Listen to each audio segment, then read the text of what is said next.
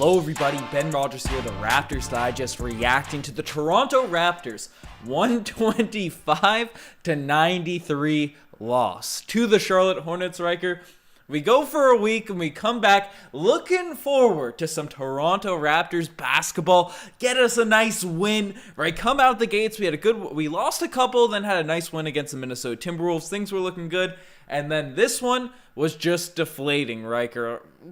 What's there to describe about this game starting off? Well, if you're looking for positives, Ben, look no further than a recipient of tonight's award. Do you want to start it early? Should we get a drum roll going? Oh, we're getting it going. Scottie Barnes. Sound off. The Scottie Barnes award. That's your thing. You announce it, I'll say it. Yeah, well, the Scottie Barnes award. It's going to Scottie Barnes. The one positive. We'll start out here on a positive stretch.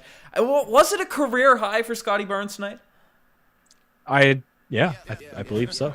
28 points. Balloons going for a career high. Scottie Barnes, 28 points, 2 steals, 5 rebounds, only 1 assist, but he was making passes to a lot of missed bunnies, so that easily could have been higher in the assist totals. But this is the, OG Anunoby. We had some unfortunate news coming into this game that OG Anunoby's out with a broken finger for the foreseeable future, but that leads to more opportunities for our young rookie, Scottie Barnes, and we might be able to see a Rookie of the Year push to end off this season, Riker. Yeah, well, especially if OG is going to miss some time now. Finger, wrap it up and get back in there, Ben. That's my opinion on it. If you can play. That baby up. Get as much tape on that as you can and lock it in place and get out there and do your thing. But if he does decide to take some time, load management, then obviously they play almost the near identical role. So he will get more shots, more opportunity to be a scorer, which is what we've been asking Scottie to do, because games like tonight, he looks so physically intimidating, dominating on the inside. He should be getting a lot more paint touches, a lot more opportunities to put his head down, drive to the basket, Ben. Yep. No, it's the way he attacks the centers on other teams, the way he just bullies guys, like even bigs that are, Trez isn't known to be a crazy defender, but definitely a solid guy. He's bullying Trez down there in the paint, backing him down, throwing those post hooks. Mason Plumlee, whoever it is, he can just dunk over people, do these little touch shots. And honestly, he had 18 shots in this one, 13 of 18 from the field, right? We should have just kept giving him the ball. Let him attack more. If things aren't working out for the rest of the guys, like our all-star Freddie VanVleet only had 8 points in this one. Our all-NBA guy, you and I have been called for, Pascal Siakam, only 8 points in this one. Right, Khem Birch starting at center, 1 point. Gary Trent Jr. didn't have a horrific game, but 12 points.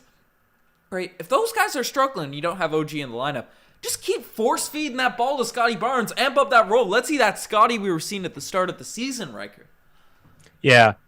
Well, the starters were struggling. We'll get to that in a second, Ben. But is this not a classic game for the Toronto Raptors? Oh, and by the way, his previous career high was 27 a while back against Washington, and he was 12 for 19 from the field. So less attempts, more efficient, and higher scoring in this game, Ben. But is this not a classic Raptors loss where we get torched by like the third, fourth best player on the starting lineup, which would be Terry Rozier in this game, and then Kelly Oubre Jr., the sexy boy, he loves to pick apart the Raptors, and then Harrell, he loves to put up big games against the Raptors as well. So if we're going to go down, it was probably in the most expected way possible that those three gentlemen had the nights that they did, and we just couldn't seem to stop them, Ben.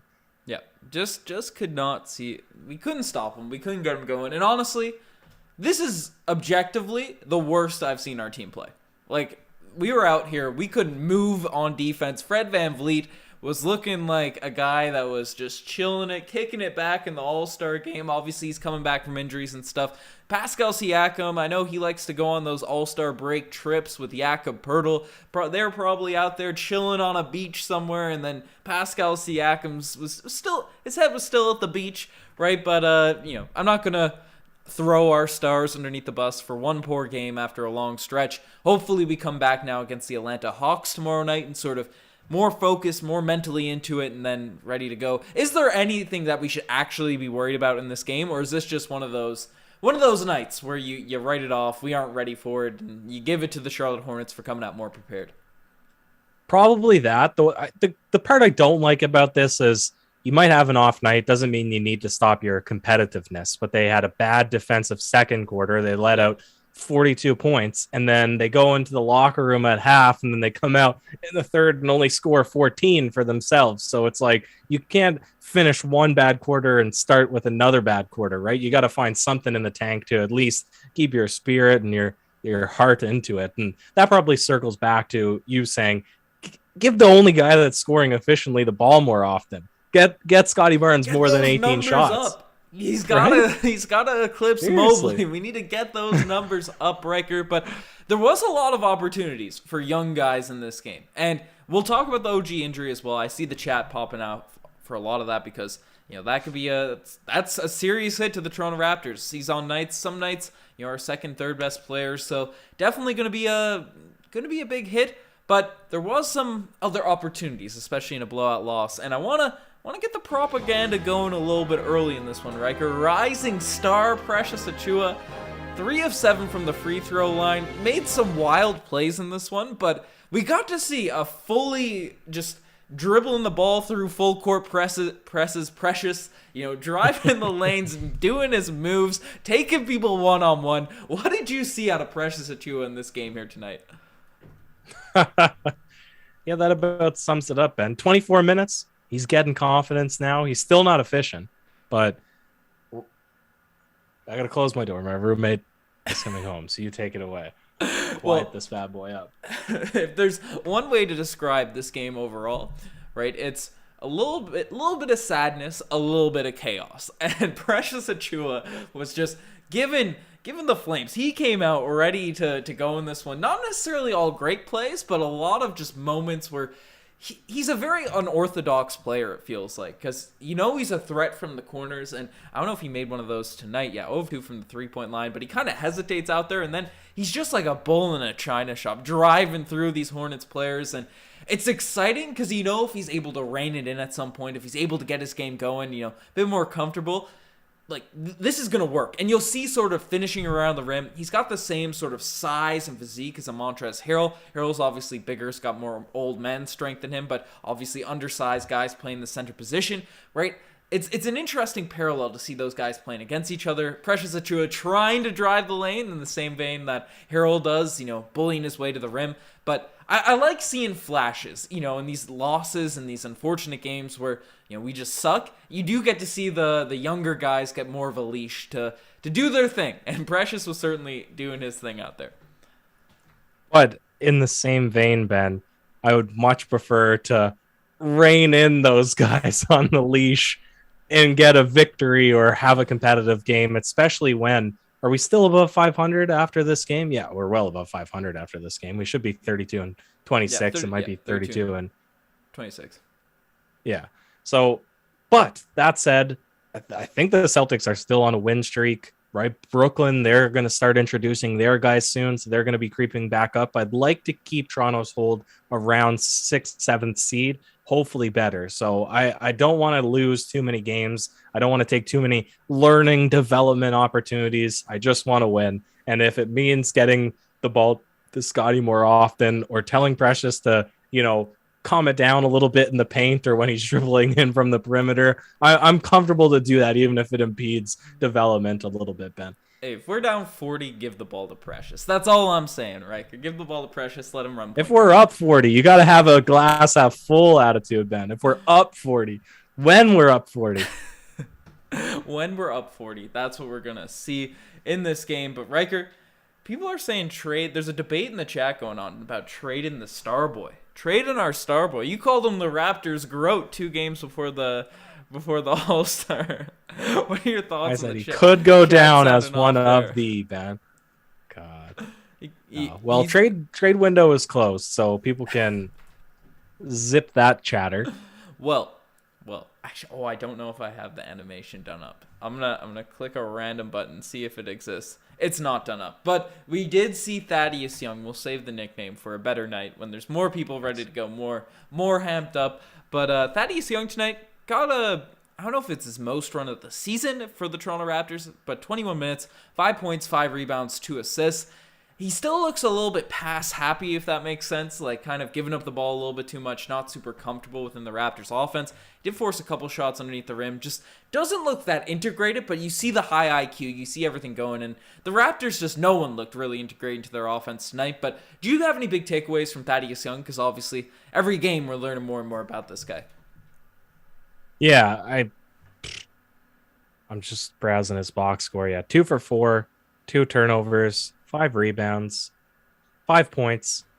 Not an amazing stat line, Ben, but in that game before the All-Star break, he had he had some really good off-ball movement, a couple of good slashes where Pascal Siakam saw him cutting to the basket, could finish decently above the rim. Obviously a veteran who's been doing it for many seasons. So I think in a game where the Raptors are humming, right, things are going well, the starters just need a little break. You get this guy in. He knows the right things to do. That's probably where he'll be more helpful or effective coming off the bench rather than the team sucks. They're lagging. You're looking for some energy. He's probably not going to be that guy to come in, take any scoring load or onus upon himself to bring the team back. I can see him being a complimentary piece when we're doing well.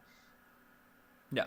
No, for sure. And Bueno Could he's saying he's seen Thad Young move a little bit better, do all these sorts of things. I think, especially with OG Anunoby injured as well, you see the value in bringing in a Thaddeus Young guy that can play that big wing position because it's what the Toronto Raptors are rocking with. Former Toronto Raptor CJ Miles, he posted a tweet saying, "Man, this Toronto Raptors lineup is big." You know, obviously a little bit, and we slow, still got outscored in the paint. A little bit 70 to 58, all that sort of stuff, but. You know, the defense is a complete mess, but we will be able to use that sort of length and size, especially with that out there doing his thing. But you know, we did get a little Champagne Penny sighting. All right, yeah. Penny Poppy sighting. We got Yuta Watanabe, Svi Mihailuk at the Fiji Water, and also praying for Svi's home country, Ukraine, right now. Hoping everything that gets sorted out quickly. Everyone's staying safe and doing stuff there. But you know. It's a lot of crazy stuff happened on the week that we've been off, but Malachi Flynn is the guy that properly showed out for the Toronto Raptors in the fourth quarter, or had 5 assists, 5 points for the squad. Do you see anyone on the deep bench that got you excited? No, nope, no, not Malachi Flynn's 5 assists. That boat has sailed, Ben. I'm not going to get my hopes up anymore on our deep bench because I know the rotation's going to tighten anyways once we get closer to playoff time. Yeah, it's we'll see what happens. Malachi Flynn, he's a guy that can come in, be a scorer, be a passer, be a facilitator, be a true point guard for the squad, but it's too small. I don't know. The Toronto Raptors, we've went through it with the bench before, but I think it's time to swing it into those segments. And tonight, the spicy P-lay of the day. Riker, do you have a spicy P-lay in this one? I'm hoping you do. You know, Scottie Barnes bullying. He had a nasty dunk at the end of this game. He had at the start of this one, the ball got caught him on the baseline, went down low, kind of threw it in. It was a little bit of a two-handed thrunk, but you know, Scottie Barnes dunking in traffic. That's always a W for the squad. But not all plays can be the spicy P-lay of the day. Some just make you say, "Oh, geez." Now I know there's a lot of ammo for this one, so. You want to sound Take it off away. on a few of these? No, dude. Lots of stuff to break down with the old OGs, and I talked about Precious at the start of this one. You know, driving in, doing spin moves, 3 of 7 from the free throw line. Those brick free throws were tough. We had a couple of brutal air balls from the Toronto Raptors in this game. The opening quarter in this one, Fred VanVleet turned it over on the first couple of possessions, and after that moment, you kind of knew what was happening with this team. Just the whole entire game was an OGs, and probably can be combined with the infamous Paul Pierce Golden Kazoo Award. I was going to say Damari Carroll Gold Star Award, just based off of habit, just based off of those moments and all that. But is there anyone in specific you want to Golden Kazoo it out to?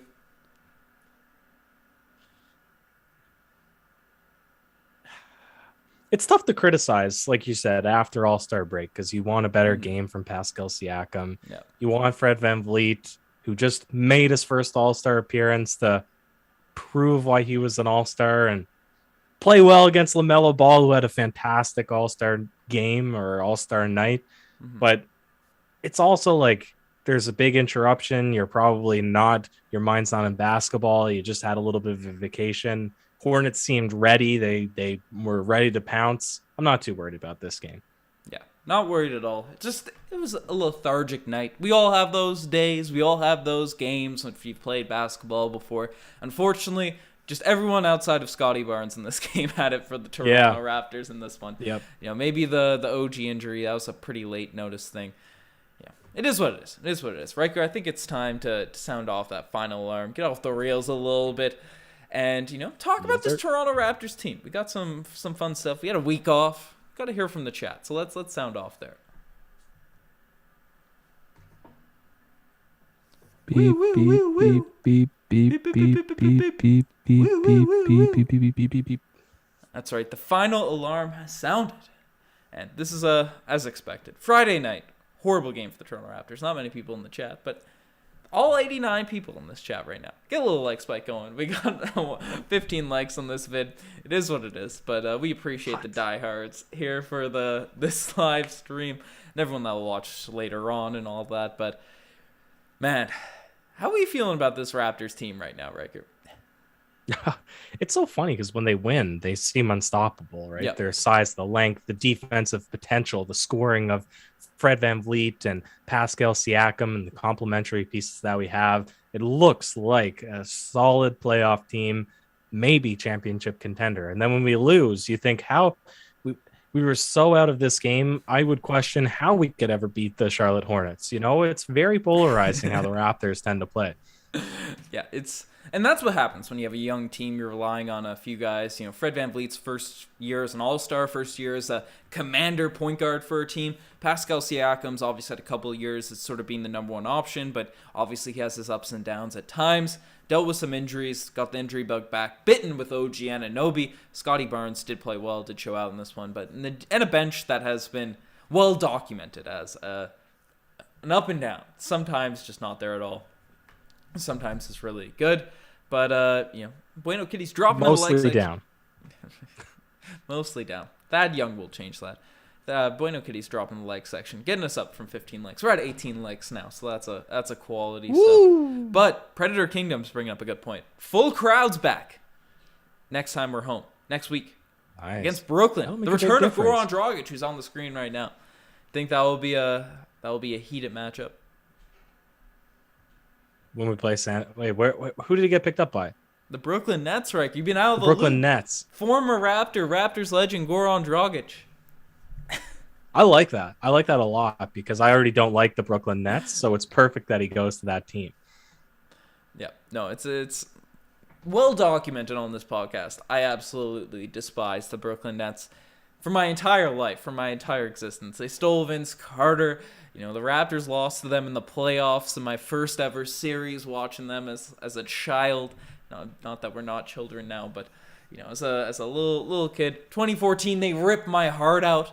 Right as we make this push with Paul Pierce and those scrubs. Damari Carroll ends up going to that team. We have to give up draft picks for it. And then they sign my two least favorite players in the NBA, and Kyrie Irving and Kevin Durant. And, it's a perfect storm. Perfect storm. Now Goran Dragic is there. So that's positive. But not to trash on Dragic. It's a meme. But get the arenas back. Get his team ready. Paul Blunt's asking some questions. I'm not sure what's happening. But Paul Blunt, actually, as I read an earlier Paul Blunt message, he re-upped the channel membership and dropped the comment with the super chat. The Raptors may have lost, but the Raptors Digest always wins. It's always a W here in the chat. Always a W with the folks out here. Join the membership for 5 years in the 5 months in the superstar tier. Shout out to Paul Blunt, legend. That's pretty impressive. What color is his symbol now?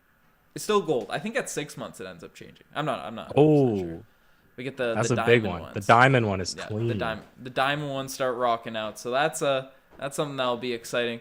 But people, Hades saying get rid of Dragic, please. Oh, from the GIF loop. I was gonna say we already traded Dragic, but Yeah, I gotta update this GIF loop. I didn't have Wi-Fi at my house for 3 days, folks. I was living a prehistoric existence, reading some books. Oh man, Ben. Before we wrap it up, did you watch the All-Star game? Did you manage to see it or not? So I much? didn't watch. I watched Fred VanVleet for the first quarter, and then I turned off the All-Star game. But apparently Steph Curry had like 50 points.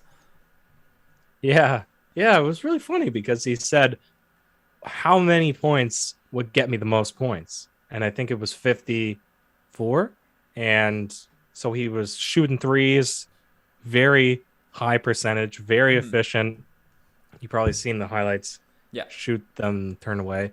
And then he gets close. He gets to that 50 mark and misses like 8 shots in a row in the fourth quarter. He couldn't hit that all-time scoring record. And it was funny because they booed him when they introduced the starting lineups because obviously Cleveland is still a little bit sour from all those L's that they took in the championship. Yeah. You know, heated rivalries, but Steph Curry, he's a legend. Obviously, Scottie Barnes going to break that record in a couple seasons. So it is what it is. Can't set it too high. Can't get that stuff going. But As soon as Scottie Barnes learns how to dunk from jumping before the 3-point line, game over. Yeah.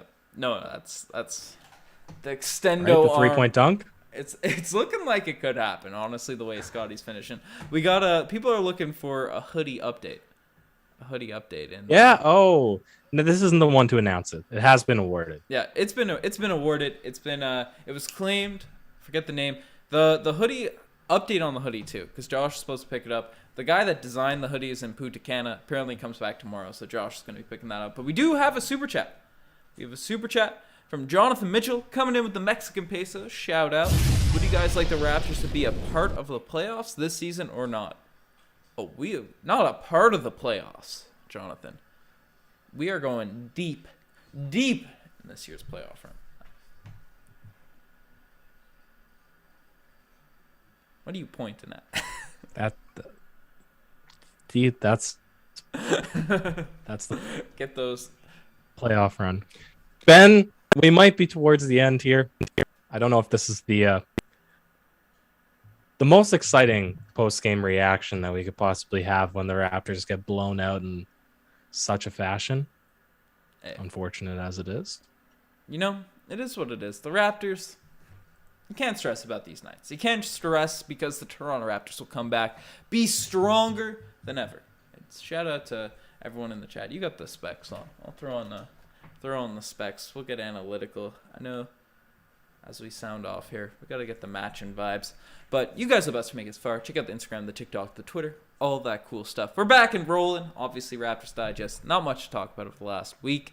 Not a lot of stuff happening, but definitely subscribe to the channels. Raptors will be back, and we're making a deep playoff push. It's what's happening. But, folks, you guys are the best. Ryker, do you have any last words on this podcast, or should I read a couple more comments in this?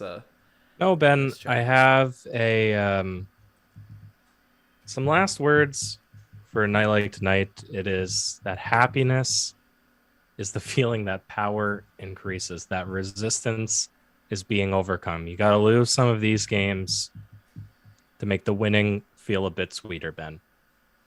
That's all I got to say about that. Cheers.